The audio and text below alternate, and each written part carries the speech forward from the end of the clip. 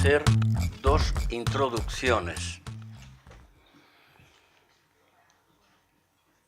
Una primera, la metodología será que les voy a dar una explicación breve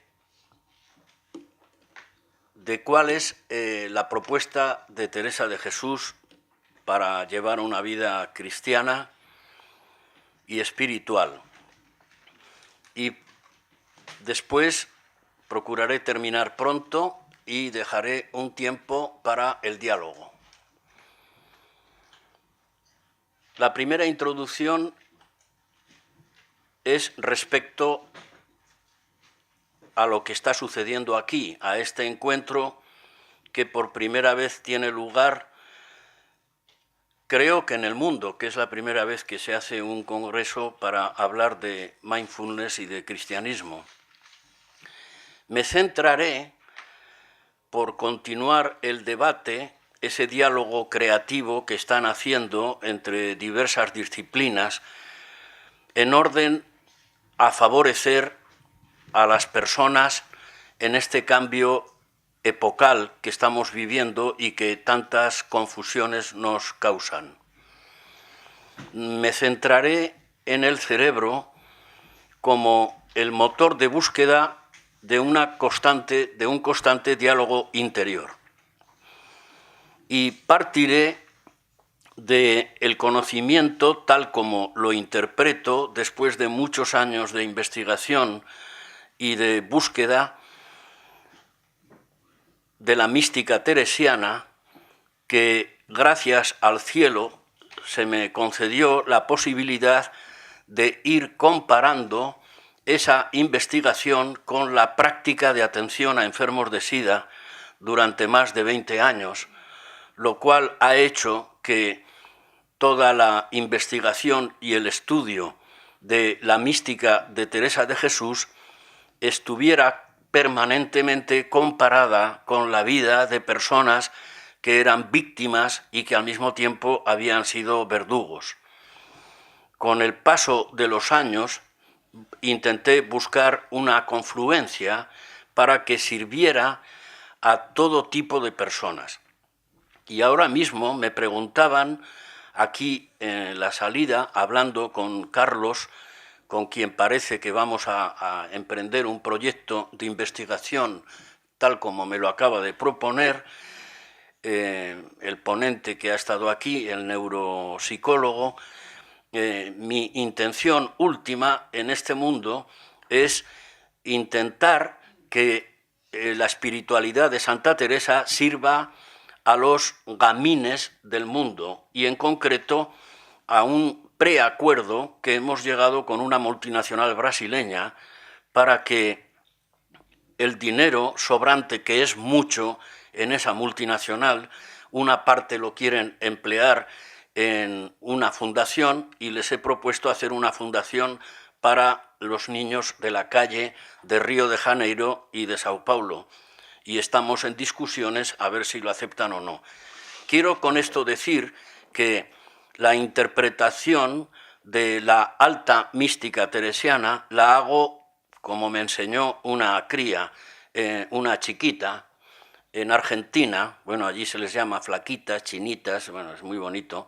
Bueno, pues una flaquita en una villa miseria, mientras paseábamos en medio del barro y de la pobreza más absoluta, me escribió en un papel que guardo como una reliquia: muchas gracias por pisar el barro de nuestros barrios y por hacer mística del barro. Mi pretensión es hacer mística del barro desde el estudio, desde mi propia experiencia, desde la experiencia de cientos de personas y sobre todo desde la experiencia de los enfermos de SIDA. Me centraré en el cerebro, como digo, como un motor de búsqueda que permanece en un constante diálogo interior. Y en ese juego cerebral intentaré explicar lo que es la esencia de la mística teresiana. Ese diálogo solipsista que incluye el pasado, el presente y el futuro y que el mindfulness pretende optimizar y fijar la atención en el presente para poder activar sectores del cerebro y zonas cerebrales que están inactivas y que deben de favorecer la creatividad de sustancias cerebrales que nos convienen y que son necesarias para una mayor salud de la gente. Estamos en un cambio de época enorme, con una gran confusión, con una necesidad de recuperar el silencio y la espiritualidad, y hay algunas cosas que son asequibles tanto para los seguidores del mindfulness como para los seguidores de la mística teresiana, como son el autoconocimiento, la introspección, el silencio, que son puntos de contacto, pero ya verán, como les voy a explicar, que creo que las diferencias son enormes también. Punto final a la primera introducción. Segunda introducción. El cristianismo, ¿cómo se sitúa el cristianismo dentro de esta búsqueda religiosa, neobúsqueda? Porque si no recuperamos la dignidad del ser humano y si no lo ponemos en contacto con una trascendencia, llamémosle como quiera, se está produciendo un suicidio colectivo peligrosísimo. El cristianismo tiene como centro la historia. Es un relato histórico y eso significa que la historia de la humanidad, la historia del cosmos, de toda la creación, la historia con sus aciertos y equivocaciones de cada uno de nosotros es el punto de partida de cualquier espiritualidad que se diga cristiana. Una pequeña franja de esa historia universal, con sus altos y sus bajos, fue puesta por escrito y el cristianismo, a partir del siglo IV, la considera algo revelado por Dios, el canon de las Escrituras, es decir, la Biblia. En esa historia encontramos palabras, silencios, amor, desamor, guerras, muchísima violencia, hay poesía de alto calado, hay prosa extraordinaria y se va desgranando a lo largo de esa historia una relación con un ser supremo al que llamamos Yahvé al principio y después llamamos Dios y posteriormente con Cristo llamamos Papá.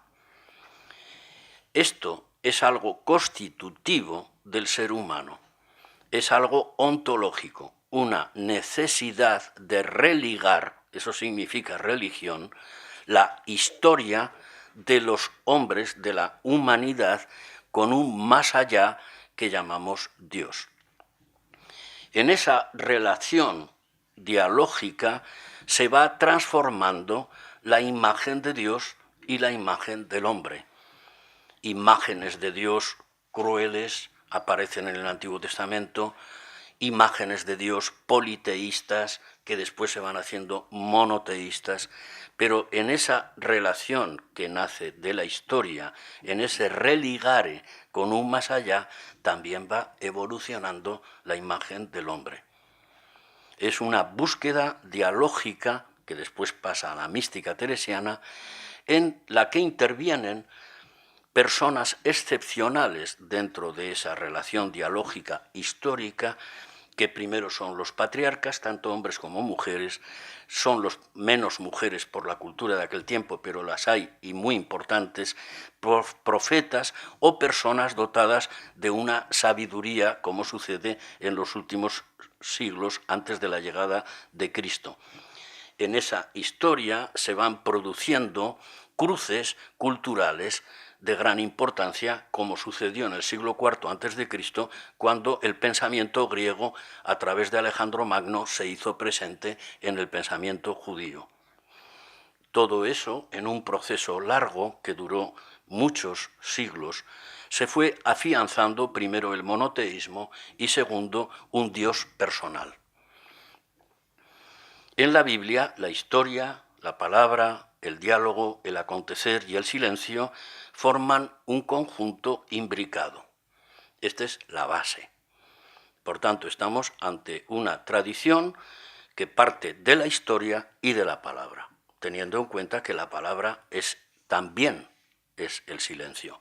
La palabra forma parte del silencio. En esto doy un paso más. En ese proceso histórico aparece un hombre excepcional al que los cristianos consideramos Dios. Y el Evangelio de Juan en el prólogo lo define como logos, como palabra, que se hace carne. Y como he dicho antes en una de mis intervenciones, es un beso, según Bernardo de Claraval, en la boca, tal como dice el Cantar de los Cantares, en la boca de la humanidad. Es un ser, es una persona, porque esta es la esencia de la tradición cristiana, que es en un proceso que dura desde el siglo VIII a.C. hasta nuestros días, en un proceso de descubrimiento de la persona. La aportación fundamental del cristianismo es esta, la persona humana. Este descubrimiento fue traumático, comienza con Jeremías, después Ezequiel lo deja ya bien claro, y ahí nace el concepto de persona, que después con los griegos, juntando el pensamiento judío con el pensamiento de los griegos, termina en Cristo. Para el cristianismo, dice Pannenberg, que es uno de los teólogos protestantes que más leo, luterano, y que más me gusta y que más cercano está al catolicismo, la parábola de la oveja perdida es la consagración de la persona humana. Y esto es algo que creo que diferencia a la tradición cristiana de otras tradiciones.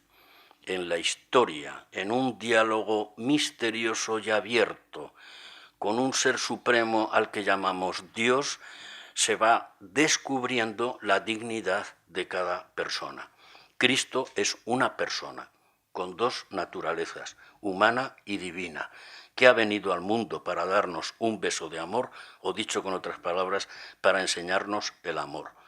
Lo humano y lo divino se juntan en él, según el Concilio de Calcedonia, sin mezcla, sin confusión y sin separación. El cristianismo es una relación personal con alguien.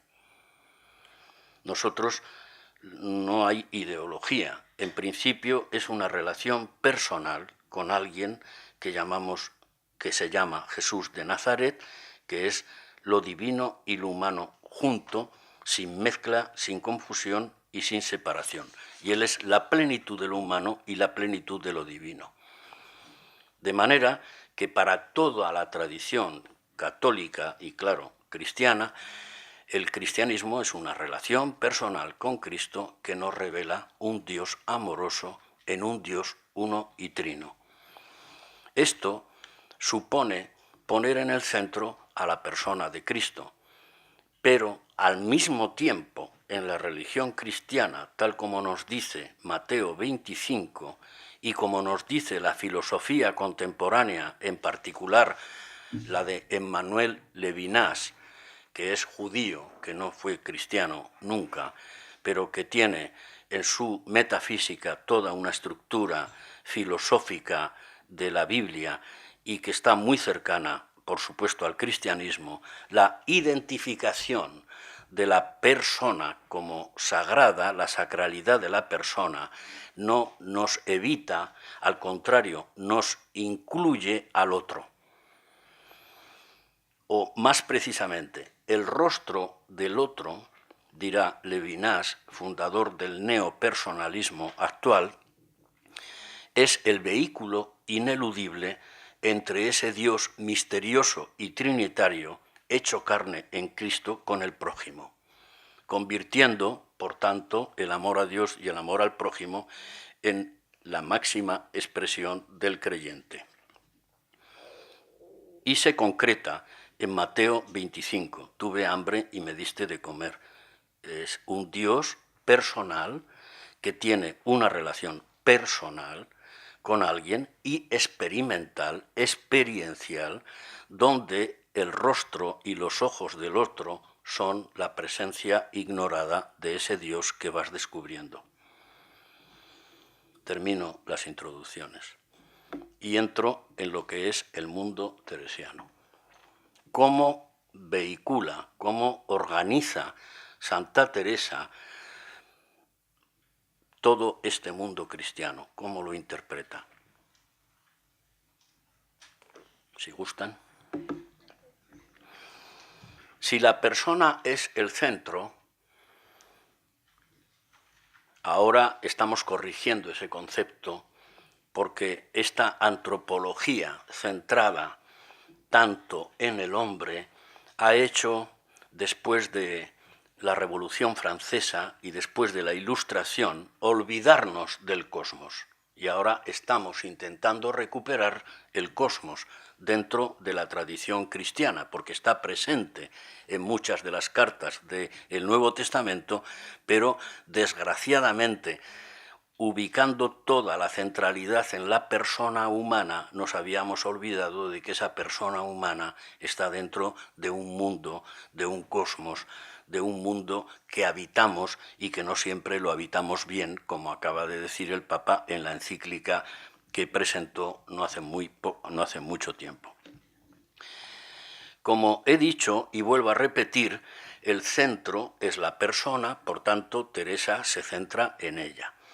El camino espiritual que ella propone es un camino espiritual personal que dura toda la vida, que es intransferible, que nadie puede hacer por mí, pero no es un itinerario individualista.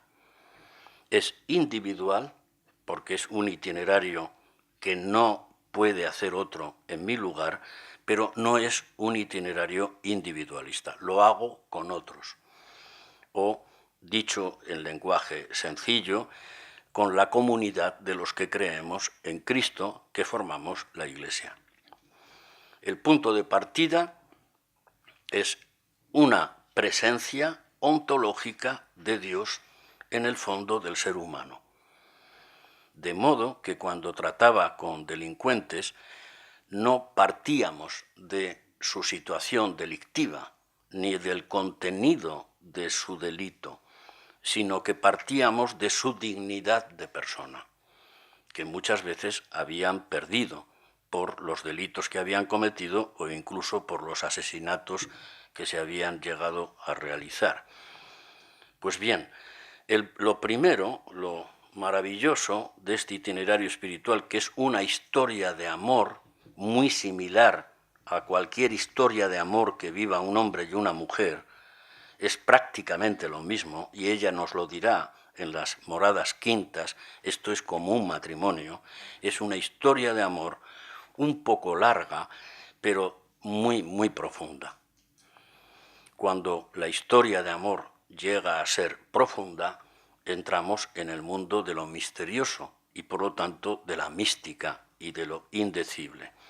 Pero el punto de partida es la sacralidad de la persona, que es un castillo habitado, la dignidad de la persona, incluso de la más hundida, el poner de pie al ser humano, el valorizar lo positivo, que es un hijo de Dios, el descubrir que el ser humano no está hueco y que la presencia de Dios es permanente, ontológica, que en lo más profundo de sí mismo, ese misterio que llamamos Dios y que Teresa llama centro, en el centro de todo el ser humano y de todos los seres humanos está el misterio de Dios uno y trino en Cristo. La belleza y la dignidad provienen de ser creado, o como dirá ella, criado. Nunca utiliza el verbo crear, siempre utiliza el verbo criar, porque la persona está creada y criada. Cada día ha sido hecha a imagen y semejanza de Dios. O más concretamente, cada ser humano es un retrato, como he dicho antes, en la poesía tercera, es una escultura, la poesía octava, perdón, es una escultura de Cristo muerto y resucitado. Ese ser humano es capax Dei, por haber sido creado a imagen de Dios. Es capaz de mantener una relación con Dios, una comunicación íntima con Él desde Cristo.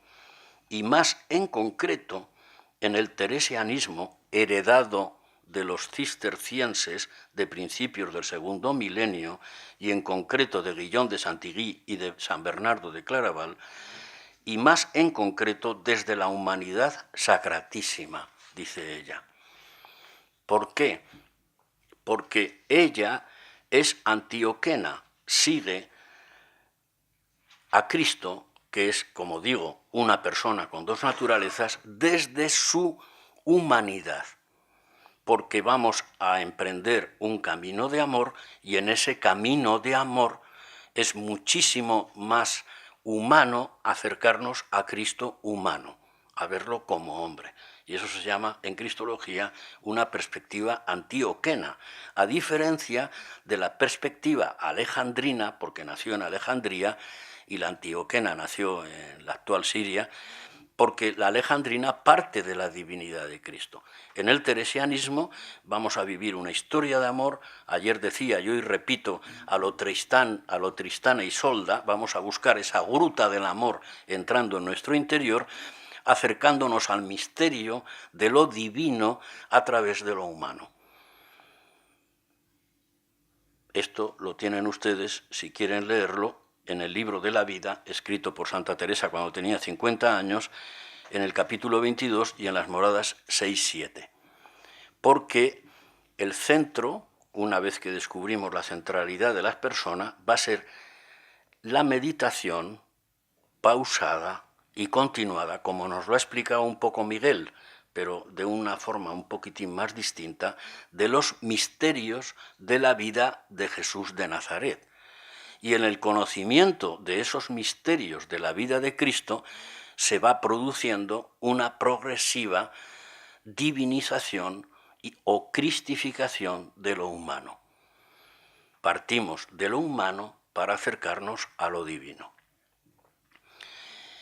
Este viaje interior al castillo que soy yo mismo, que estoy habitado, está atravesando las distintas moradas, que son 7 moradas, que hemos de ir atravesando para ir viviendo cada vez con una mayor intensidad. Las 7 moradas son 7 aspectos de la relación que Cristo tuvo con sus discípulos y que he de experimentar, integrar, vivir cada vez con mayor profundidad. Es un viaje maravilloso en el que vamos a ir acompañados por el misterio de un Dios personal que nos habita y que nos da a conocer el misterio que se llama Cristo. En una relación de amistad, de amor desde Cristo, poniendo el punto de partida en la persona, en su dignidad, en su condición de dignidad total, vamos a introducirnos a través del autoconocimiento, del conocimiento de nosotros mismos, en silencio, y de entrada se nos va a poner un dique de contención. El ser humano es algo maravilloso, puede entrar en sí mismo, puede vivir una experiencia profunda de amor y de amistad, y tiene un dique primero que ella coloca en la primera morada, que es el dique del endiosamiento del deseo, que son los mandamientos. Los mandamientos no son normas negativas, sino que son normas por aquí no pases. O sea, vas a llevar una vida espiritual, pero no vas a matar. Como les decíamos a los chicos, a partir de ahora tú vas a morir amando. Vas a vivir y a morir amando. Recuperas tu dignidad, pero me vas a entregar la ametralladora, porque a partir de ahora no la necesitas, porque hay un dique de contención al endiosamiento del deseo. Y entramos en ese mundo que es, a mi modo de ver, maravilloso, seguimos en él descubriendo que en toda relación humana de amistad, muy similar a la amistad con Cristo, esa amistad se crea mediante el diálogo y la palabra. En el teresianismo se llama oración de meditación. Lo que hace el teresianismo y lo que hace el cristianismo no es suprimir ni reprimir el diálogo de la mente. No lo reprimimos, es algo que está ahí. Mi mente está siempre bailando en mitad de 1000 imágenes y de 1000 pensamientos. Lo que hace el teresianismo es reeducar ese diálogo solipsista que yo mantengo conmigo mismo en el cerebro, introduciendo un invitado. Esto es la oración de meditación. Introduciendo a un invitado, a un huésped divino, que le llama Teresa, que en este caso es Cristo, que además es un arquetipo, porque es divino y humano. Y esa introducción en el mundo de mi cerebro y de mis pensamientos y de mis deseos desequilibra esa danza permanente de la mente con la llegada de ese alguien que puede llegar a convertirse, después de conocerle, en un interlocutor válido y modélico para mi vida. Esto se hace a través de la oración de meditación, es decir, a través del conocimiento de ese amigo, de ese compañero que he autorizado a que entre en mi mente, que sea un dialogante conmigo. En él, a través de la Biblia y a través de la vida y a través de las personas, acompañados del Espíritu Santo, el viajero espiritual, que Teresa empieza a llamar el siervo del amor, esta es una historia de amor, nos va introduciéndose poquito a poco en ese diálogo eterno del yo consigo mismo. Y va introduciendo a través de la oración de meditación una forma distinta de ver la vida en Cristo. Aprendemos lo que en el lenguaje de Teresa se llama las virtudes, que se van incorporando al diálogo que yo mantengo con mi mente, gracias a haber aceptado la posibilidad de que un interlocutor entre en mi vida. Ese interlocutor, conforme lo voy conociendo a través de la meditación, va incorporando a mi diálogo personal pequeñas transformaciones, no solo de mente, sino también de vida, que Teresa llama efectos, y de comportamientos éticos, de praxis o de intencionalidad en el lenguaje teresiano. Por ahí van a seguir desfilando y se van introduciendo subrepticiamente, sin apenas darme cuenta, a través de la oración de meditación, la necesidad de autoconocerme, que es una de las primeras virtudes, porque las virtudes, en el lenguaje de esta gran mujer, son la forma de ver la vida que tenía Jesús. Y se van introduciendo en mi vida sin apenas darme cuenta. La necesidad de conocerme, la necesidad de guardar silencio, la necesidad de dejar que los ruidos se apaguen, la necesidad de perseverar, la necesidad de controlar mi ambición, la necesidad de estar dispuesto a perder todo por amor, la necesidad de vivir una vida austera, de no endiosar al dinero, esa educación de la ambición, ese desasimiento de todo lo creado, es decir, procurar que nada me esclavice, aprender la humildad, que es vivir sin máscaras, empezar a practicar de forma consciente un mayor amor a los demás, todas esas virtudes que se van introduciendo a través del conocimiento amoroso de Cristo que me quiere y que me ha salvado, como nos ha dicho antes Carlos, pretenden que esa amistad con alguien nos vaya transformando y transformando ese mundo confuso que mantenemos en el cerebro. descubriendo a Cristo a través del Evangelio y de la Biblia y de la vida, con otros buscadores de Dios, en pequeños grupos, el siervo del amor se descubre miembro consciente de la Iglesia. Son los amigos de Dios. Los sacramentos, en este caso, que tiene la Iglesia, se convierten también en símbolos de esa presencia especiales que son, como dirán los padres de la Iglesia, son los ungüentos que el caminante necesita en este duro viaje por la vida. Esa oración de meditación que debo de practicar durante toda mi vida y que fundamentalmente la haré con los textos que la Iglesia propone cada día y fundamentalmente con el Evangelio, necesitan un silencio, una costumbre, un anclaje en mi interioridad, a la admisión de un interlocutor, nacimiento de una amistad, una conciencia cada vez más presente de ese interlocutor, de ese huésped que he admitido en mi vida, con quien estoy viajando hacia lo profundo de mí mismo.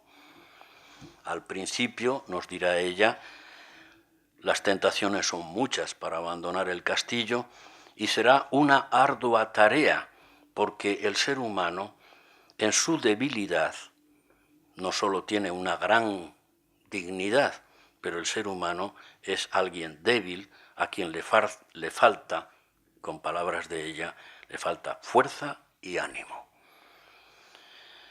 Quizás como resto del pecado original, las tentaciones van a ser muchas para abandonar el castillo.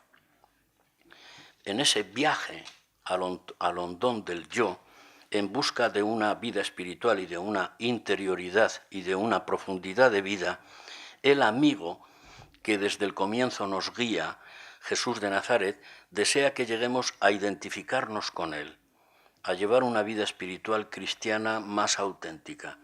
Y poniendo de modelo al joven rico, en las terceras moradas, el alma se decide a seguir con determinada determinación a Jesucristo. Esa decisión de la voluntad es decisiva, y perdonar la redundancia, en este camino espiritual, porque el origen del amor está en la decisión de la voluntad. El amor no es un sentimiento, el amor es el resultado de una decisión. A veces ella compara al ser humano con un palmito. Yo nunca había comido palmito. Voy a hacer un pequeño descanso.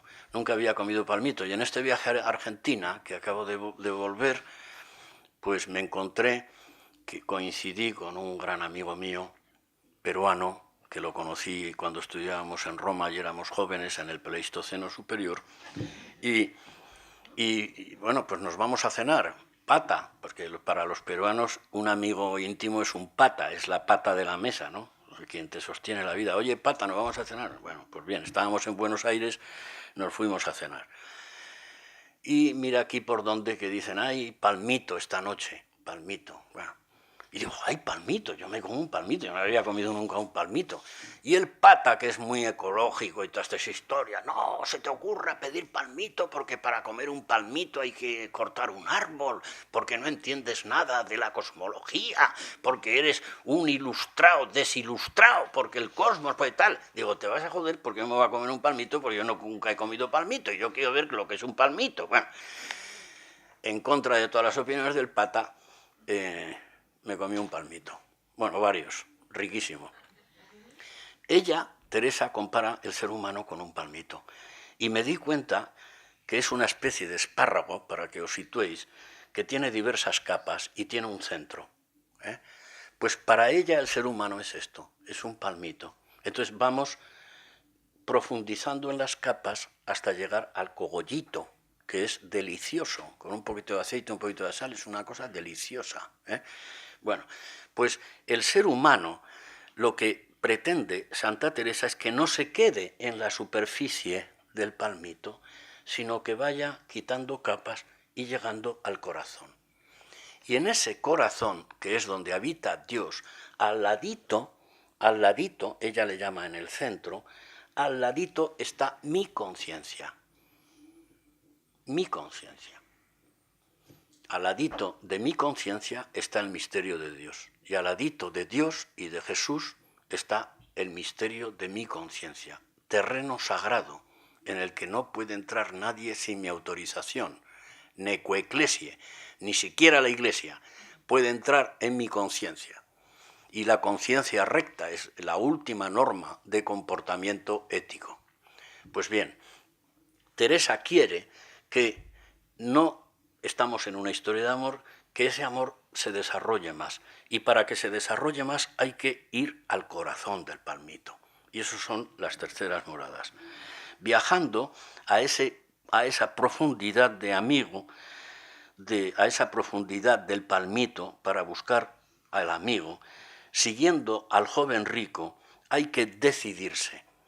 Pero la decisión, quiero ser tu amigo, esa decisión que ya está originada por un Dios que te llama, o sea, Él llama y tú contestas, Él siempre se adelanta en esa relación de amistad, esa decisión la hace la voluntad.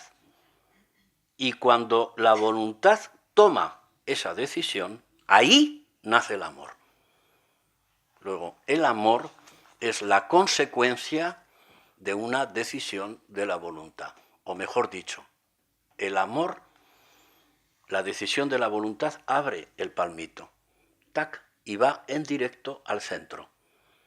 Y en el centro, en lo más sabroso, esa voluntad se abre como si fuera una flor. Me decido a vivir una vida espiritual, me decido seriamente. Y entonces se abre la voluntad como consecuencia de esa decisión y ahí nace el amor. Luego el amor es sobre todo querer.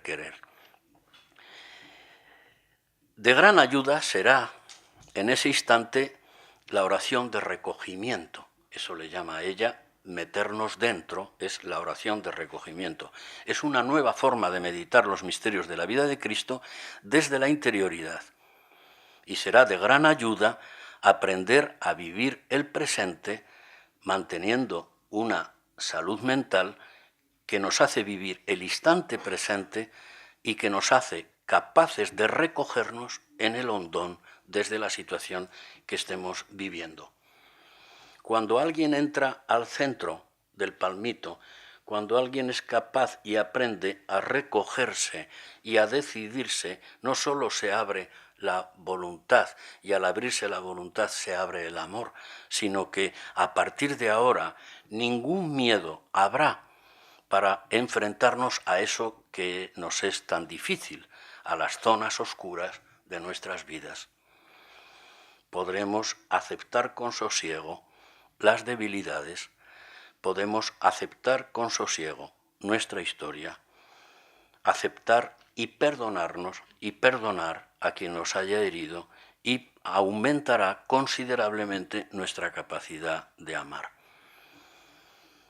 Esa bajada a la profundidad no sólo de la grandeza del ser humano, sino también de su miseria, esa bajada libre, ese depositar tu propia miseria en los brazos del amor o en los pies de la cruz de Cristo, Teresa le llama la adquisición de una humildad.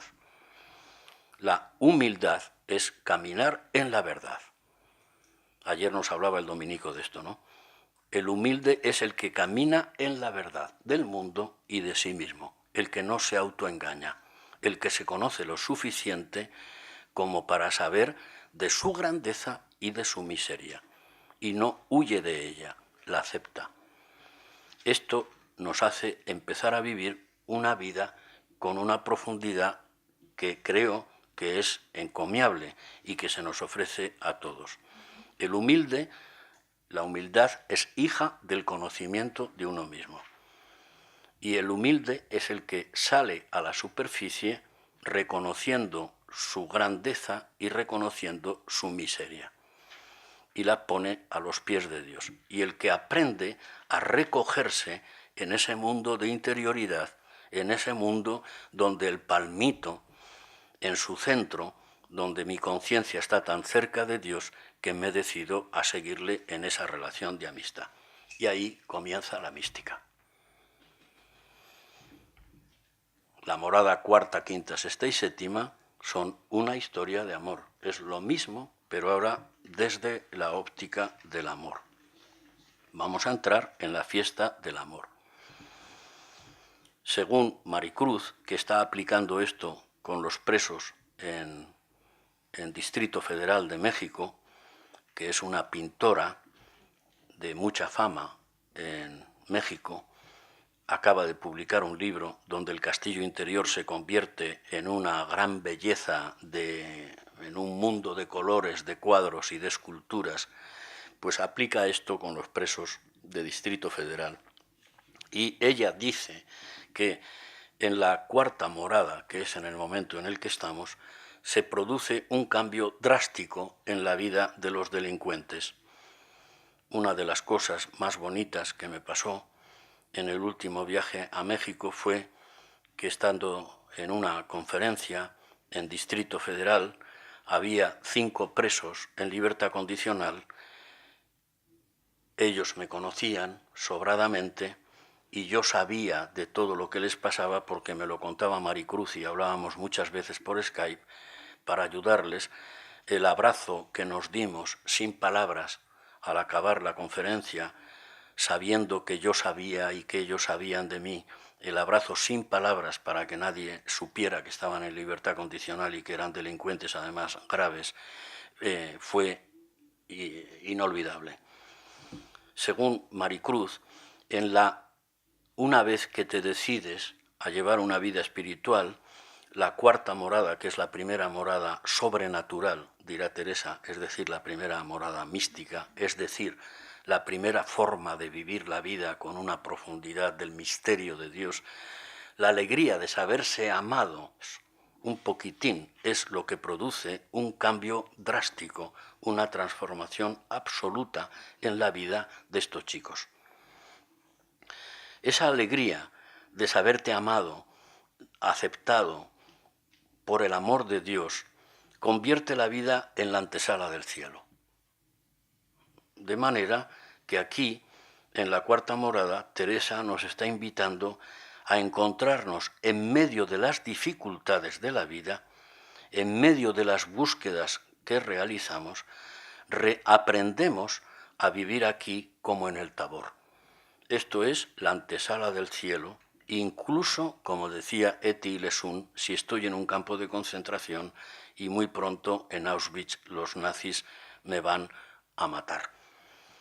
O como decía Teresita de Lisieux, doctora de la Iglesia Católica, si Dios está en el cielo y Dios está en mi corazón, yo ya estoy en el cielo. Estas son las cuartas moradas. Es aprender a ver el vaso medio lleno y no medio vacío. Y aprender a buscar en el rostro de los otros que me encuentro por la calle la figura de Cristo, los angelitos que me van descubriendo el camino. Las personas se convierten en angelitos que van ayudándote a descubrir al otro y a Dios. Teresa lo interpreta desde el pasaje del anciano Simeón. Esos son los silbidos del buen pastor, los susurros que nos lanza desde las séptimas moradas para caminar a partir de ahora ya con humildad, porque sabemos ya bastante de nosotros mismos, con la humildad del publicano. Descubriremos la esperanza en medio de las tormentas, como hace Teresa, como hace Etty Lesun, como hace mucha gente. Ser cristiano deja de ser en gran medida un esfuerzo para convertirse en un gozo. Contentos, le dirá ella. Oración de recogimiento con contentos. Oración de quietud, dirá también ella. La vida puede ser un Tabor, también puede ser un lugar de descanso y de bienestar interior. El dueño del jardín quiere mucho más. Si queremos, podemos parar aquí. Si queremos, y Dios nos ayuda, podemos disfrutar de una gran aventura, que estamos ya en la mística, en la alta mística, pero que es una mística del barro. El dueño del jardín, que es Dios, que es Jesucristo, desea llevarnos a encontrar el tesoro de la vida. Y esas son las quintas moradas. El tesoro de la vida es el tesoro del Evangelio, aquello por lo que merece la pena vender todo para conseguirlo. Teresa, en la simbología, nos introduce en las bodegas del buen vino, siguiendo al Cantar de los Cantares, que es uno de sus libros predilectos, junto con el Evangelio de San Juan. Dios desea bajarnos más a las bodegas del buen vino. Dios desea besarnos con los besos de su boca. Y para eso, para convertirte en amante, hay que entregar algo. O, mejor dicho, para ser un gran amante hay que entregar todo al todo. Igual en el amor humano, igual en el amor divino.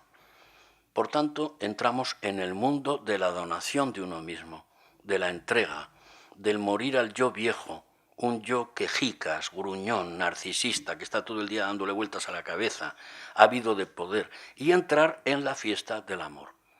Pero para entrar en la fiesta del amor, no solo hay que decidirse, como ya hicimos, no solo hay que buscar la alegría de vivir en medio de este mundo, sino que hay que entregar todo, una entrega total y mutua entre los amantes. Se puede hablar aquí de mucha terminología. A mí me gusta hablar, porque lo dice Teresa, de una rendición absoluta. Esto, que puede parecer complicadísimo, esto lo hacemos todos los que estamos aquí 50.000 veces cada día. Cada vez que uno de nosotros renuncia a algo que quiere y que es bueno por amor, cada vez que alguien entrega algo o se rinde ante alguien, está muriendo a sí mismo, está muriendo a su egoísmo, a su narcisismo, pero en ese mismo instante en el que yo renuncio a algo y entrego algo, en ese mismo instante resucito. Muerte sabrosa, le llama la mística teresiana. Es una muerte sabrosa. Muera ya este yo, dice Teresa. Viva otro yo, más fuerte que yo, dice en la exclamación 17. Es la entrega del yo.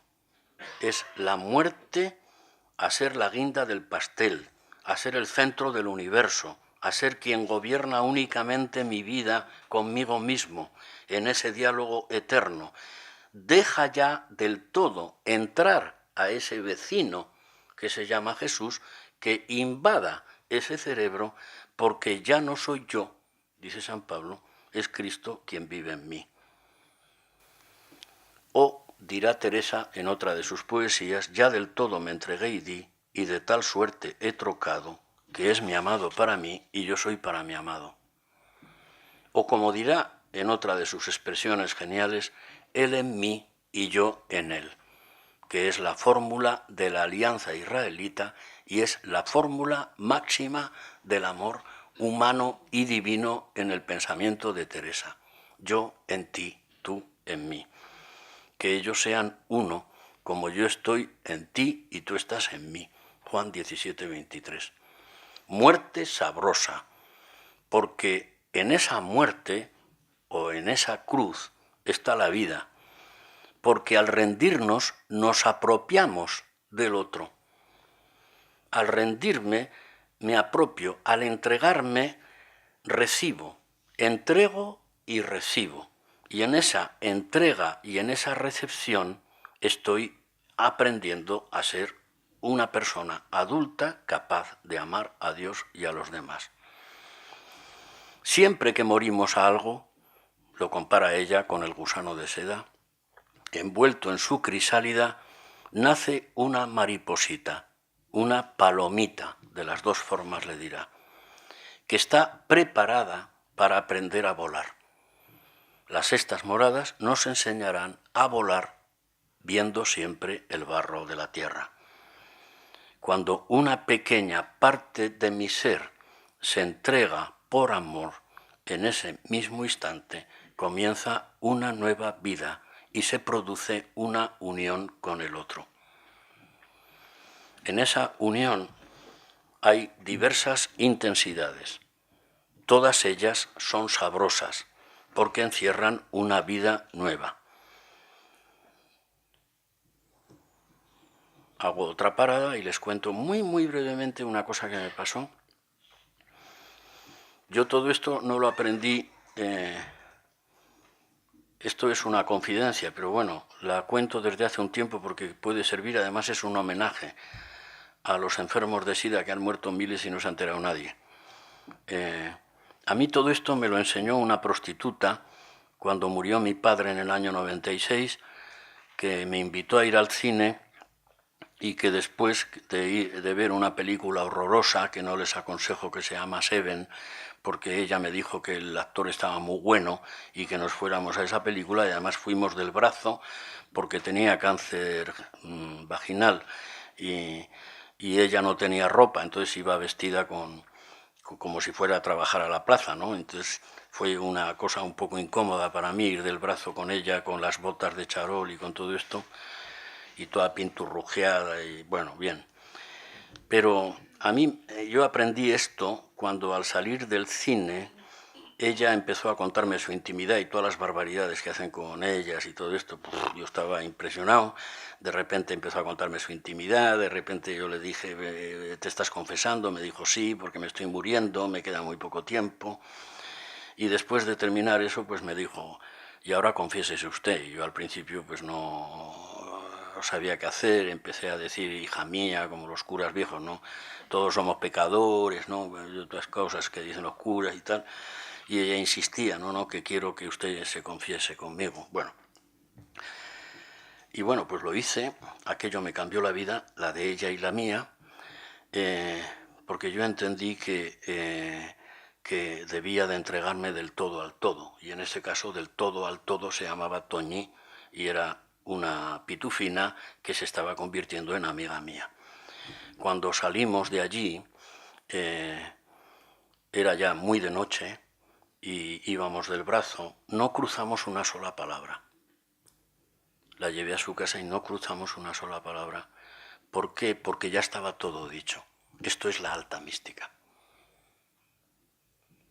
O sea, la mística es ir del brazo, la vida espiritual es ir del brazo con alguien, hablar, ir al cine, tomarte un café, empezar una conversación, esa conversación cada vez se va haciendo más profunda, esa conversación se va haciendo cada vez más íntima, esa conversación se va haciendo extraordinariamente íntima, ahí nace el amor, ahí nace el cariño, ahí nace el respeto, yo le devolví su dignidad, ella me enseñó a ser cura, y la mística es volver del brazo en silencio, porque cuando tú te entregas del todo, nace el amor, pero además de nacer el amor, nace la comunicación. Pero cuando nace una comunicación profunda, nace el silencio, porque la última palabra de la palabra es el silencio. Y entonces la alta mística, estamos ya en la alta mística, es volver del brazo con la Toñi en silencio. Eso se llama, en alta mística, unión regalada, porque hay regalo, porque esa unión ha producido un regalo, el encuentro de dos personas muy distintas, pero no distantes. La alta mística es el silencio, pero no un silencio que yo he provocado, sino es un silencio que me da el mismo acto amoroso. Y aprendemos a volar, porque cuando morimos, nacemos. Esa es la gran paradoja. Y en las cumbres del amor, estoy ya en la sexta morada, entramos en la gran fiesta de aprender a amar. Porque ya algo me entregué y di, dice Teresa, ya del todo me entregué y di, y de tal suerte he trocado que es mi amado para mí y yo soy para mi amado. En las cumbres del amor, la mariposita está volando, está queriendo aprender a volar, está queriendo aprender el amor y desea con todas sus fuerzas aprender a amar bien. En esa barca que es la iglesia atiborrada de gente, pasan muchas cosas. Hay tiempos de calma, hay tiempos de tormenta. La barca a veces parece hundirse. Alguien camina sobre las aguas y es capaz de calmar las olas. En ella aprendemos a volar. Dice Teresa, es un vuelo suave, vuelo deleitoso, vuelo sin ruido. Aprendemos a volar. Aprender a volar es aprender a amar bien. Y en la mística teresiana se aprende a amar bien dejándote amar. En la mística teresiana aprendemos a amar como el bebé que mama. El bebé mama, confía y sonríe. En la mística de Santa Teresa aprendemos a amar dejándonos amar. Poco importará la intensidad, porque nos vamos a encontrar con un Dios que te recibe, que eres digno de ser amado, que perdona y que olvida. La experiencia de saberte amado profundamente con tus debilidades, porque eres digno de ser amado, que es donde el Papa quiere llevar a la Iglesia ahora, en este año que viene, eso se llama, en alta mística, arrobamiento. Porque ¿cómo te quedas arrobado, traspuesto de que, ¿cómo me quedé con la Toñi? Arrobado. ¿Por qué íbamos en silencio? Porque estábamos traspuestos de lo que había pasado. Porque sin tocarnos un dedo nos habíamos entregado del todo, el uno al otro. Y ahí había nacido un cariño y nos quedábamos impresionados. Eso se llama, en mística teresiana, arrobamiento. ¿Y cuál es la siguiente reacción que tiene un ser humano cuando alguien le quiere? Abrazarte a él. Eso en mística se llama vuelo de espíritu. Es volar al encuentro de quien te quiere. ¿Y cuál es el primer hijo? La primera transformación que se produce en el ser humano cuando alguien te ama y le abrazas agradecido es la alegría. La alegría es hija de un amor recibido. Y eso se llama en mística arrobamiento de contento o borrachez divina, porque ella lo compara con la samaritana que salió borracha divina, una borrachez divina, a anunciar a los demás que se había encontrado con alguien que le había cambiado la vida. Desde esta atalaya que estamos aprendiendo, la vida es una pena sabrosa. Lo decía antes, es una pena. En medio de todo esto, estamos aprendiendo lo que es el amor, recibiendo el amor, pero desde una pena sabrosa. Porque la vida tiene muchísimo de pena, de dolor propio, dolor ajeno, de injusticias, de sinsentidos, de la tardanza para un cristiano la segunda venida de Cristo, pero es una pena sabrosa, porque hay tantas cosas preciosas, un bebé, una flor, un paisaje, tantas cosas preciosas en la vida, pero lo más importante de todo esto que estamos explicando es que cuando el amor entra en esa relación de una forma profunda, en un vuelo suave, vuelo deleitoso y vuelo sin ruido, se descubre la libertad. El don de la libertad, el don de la libertad creativa, es hija de un amor recibido. E igual que un bebé mama y aprende a confiar, y la confianza es la estructura fundante del ser humano, del mismo modo el creyente mama de los pechos de Dios, algo que Teresa muchas veces recordará por su ser femenino y que está presente en el Antiguo Testamento, sobre todo en los profetas. En esos pechos que mamas del amor de Dios, vives así confiando. Y la consecuencia de la confianza cuando mamas es la sonrisa del bebé, sonrisa enigmática, porque el primer lenguaje del bebé es la sonrisa, la primera respuesta. Por eso el niño es el modelo para el cristiano. No porque sea niño, sino porque el niño no tiene más remedio que aprender a confiar. Y aprende lo esencial de la vida, que es a confiar en los pechos de alguien que te cuida y que te quiere. Y como no se puede saber lo que es el amor sin el desamor, Teresa le dedica un capítulo de las Sextas Moradas, concretamente el capítulo 11, para ir a la comprensión de lo que es el misterio del mal, de lo que es la noche oscura, la noche del sinsentido, la noche del silencio de Dios en la cruz de Cristo, la noche de la bajada a los infiernos de la vida, la bajada al mundo del mal con mayúsculas. Amor y desamor son dos aspectos esenciales de la vida humana.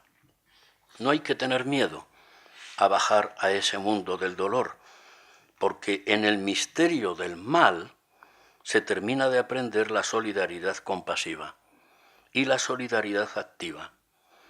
En el mundo del mal es donde la compasión ante la miseria humana se hace palpable y no juzgas a nadie.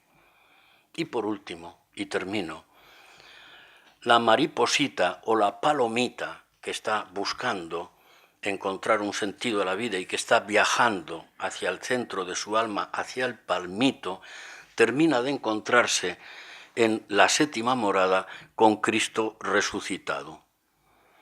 En un abrazo de amor se viven 4 aspectos hechos vida, algunos de los cuales son similares a los que consigue el mindfulness, quizás con menos tiempo.